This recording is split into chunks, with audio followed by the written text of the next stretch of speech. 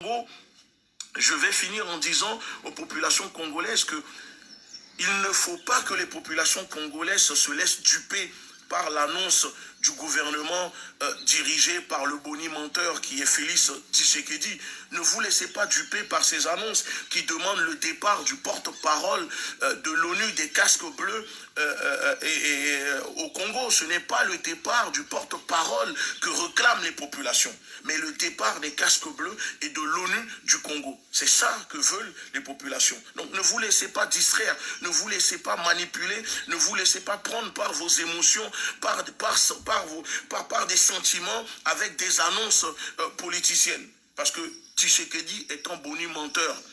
Tshisekedi est un, esclave au service de ceux qui sont responsables des malheurs, de vos malheurs au Congo, comme la plupart des dirigeants. Donc ne vous laissez pas duper du tout par ces annonces. Donc ceux qui sont la cause majeure, une des causes majeures au Congo de la dégradation sécuritaire du Congo et notamment des pays africains, ce sont les casques bleus, ce sont les troupes d'occupation qui empêchent vos propres armées légitimes de faire leur travail.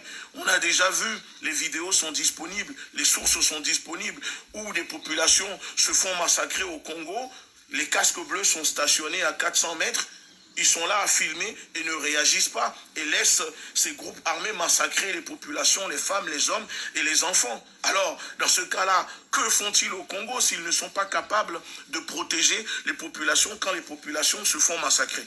Vous comprenez? Donc, à un moment, il ne faut pas être, un génie, un prodige de la mathématique pour pouvoir déduire les choses qui se déroulent dans vos pays. Pas besoin d'être, un super intellectuel pour analyser et pour observer les problématiques qui minent nos pays. Parce que ces problématiques-là, ce sont eux-mêmes.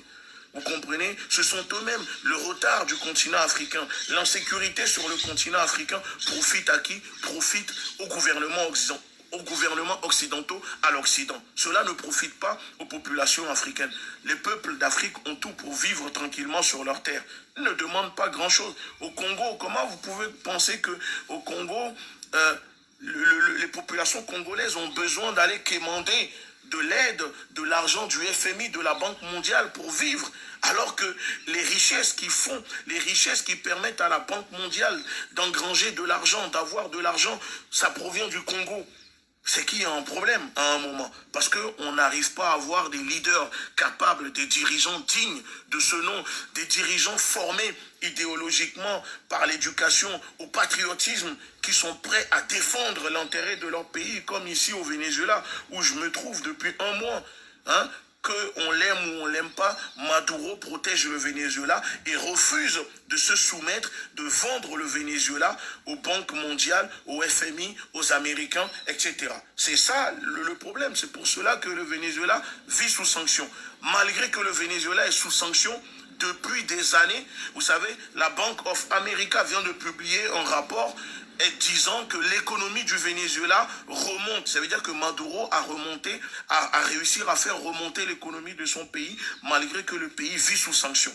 Est-ce que les Vénézuéliens sont, en mode... Non, vous voyez, ils sont toujours là. Vaut mieux garder sa dignité que vendre sa dignité pour manger des McDonald's, pour manger KFC toute la journée.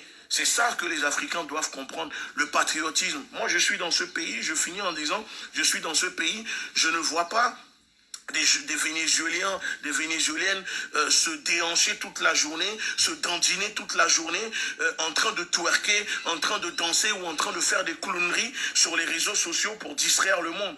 Ils sont disciplinés, ils sont organisés, il y a une organisation populaire, ils savent ce qu'il faut faire pour rester debout, pour rester digne.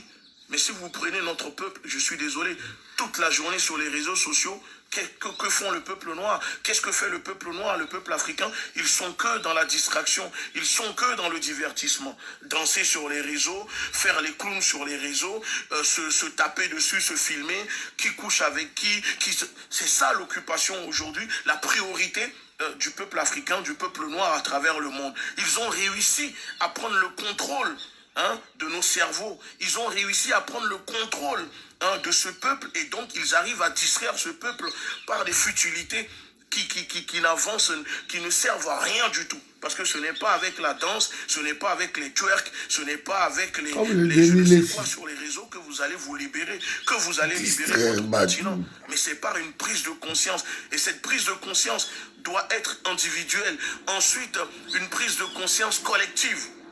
C'est comme ça qu'on va se libérer. Mais tant qu'il y a des gens qui seront occupés à se sacrifier, à donner leur vie pour un peuple, pendant que la majorité de ce peuple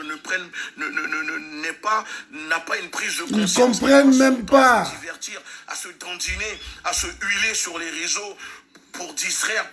Moi, ça me fait de la peine. Je ne vous dis pas de ne pas s'amuser. Mais il y a un temps pour s'amuser, il y a un temps pour travailler, il y a un temps pour combattre et il y a un temps pour tout. Mais sauf que 95% du temps, la musique, c'est concert, c'est que pour les conneries, c'est que pour incroyable. la distraction, c'est que pour les divertissements. Et c'est pour ça qu'ils ne nous respectent pas. Et si vous prenez par exemple le cas du Congo, un pays où il y a plus de chanteurs, il y a plus de chanteurs que de scientifiques, il y a plus d'églises que de médecins. Il y a plus, de pasteurs que des maîtres d'école, que des maîtresses, que des professeurs. Mais comment voulez-vous qu'un pays comme ça, sur le plan international, comment voulez-vous qu'une nation comme ça peut arriver à danser au rang des grandes nations? Non, impossible. Donc c'est ça les choses qu'il faut inverser. Il ne doit pas avoir plus de chanteurs pour divertir les populations, mais il doit avoir plus de scientifiques pour former les populations.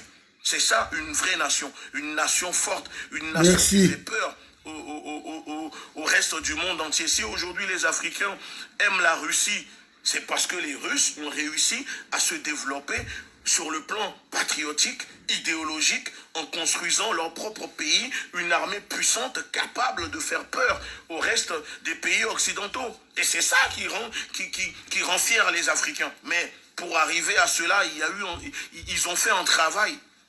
Ils ont fait un travail. Il y a plus de scientifiques en Russie pour créer des programmes de missiles balistiques hypersoniques que des chanteurs qui sont là à divertir le peuple. Parce que les chanteurs ne créent pas des missiles, ne créent pas des avions. Vous comprenez? Je répète encore une fois, je ne vous dis pas de ne pas vous divertir. Mais il faut savoir doser. Et quand on parle de ça, il y a des gens qui viennent sur nos vidéos pour gonfler les narines et dire oui, mais venez pas gonfler les narines sur mes vidéos. Si vous n'êtes pas d'accord avec ce que je dis, vous pouvez aller voir ailleurs. Mais ne venez pas gonfler vos narines sur la vidéo pour vous plaindre. Parce que ce que nous faisons, c'est pour vous, c'est pour nos enfants, c'est pour nos parents, c'est pour tout le monde. Alors, il faut prendre conscience. Et je dis, une prise de conscience individuel, mais en moment collectivement parlant. Il n'y a que comme ça qu'on va s'en sortir. Et je finis en disant que paix aux âmes des martyrs tués sauvagement par les assassins en casque, qui sont les casques bleus au Congo. Leur mort ne doit pas rester impunie. Et il faut que les populations congolaises vengent la mort de ces martyrs, parce que ce sont nos martyrs. Ils ne sont pas morts pour rien. Ils sont morts pour une cause juste. Ils sont morts pour que vous puissiez vous libérer. Donc leur mort doit servir à faire libérer votre pays. Et leur mort doit être vengée.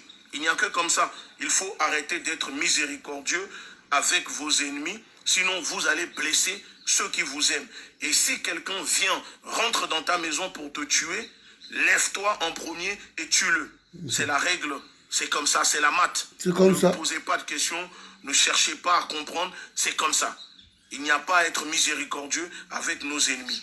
Alors sur ce, je vous remercie et je vous dis bonne journée parce que j'ai une journée très longue aujourd'hui. J'ai beaucoup de choses à faire.